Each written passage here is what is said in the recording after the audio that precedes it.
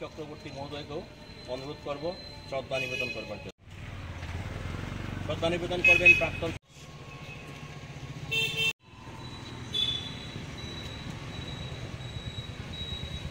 প্রীতম, মিঠন, সবাই। এবারে শ্রদ্ধা নিবেদন করবেন। ফেব্রুয়ারি আন্তর্জাতিক মাতৃভাষা দিবস।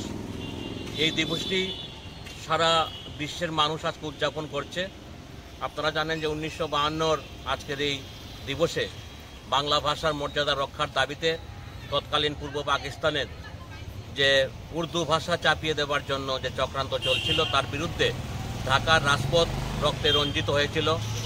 সালাম, রফিক, বরকত, জব্বার এদের রক্তে আজকের এই দিবস সারা বিশ্বের মানুষ মাতৃভাষার মর্যাদা রক্ষার দাবিতে উদযাপন করছে।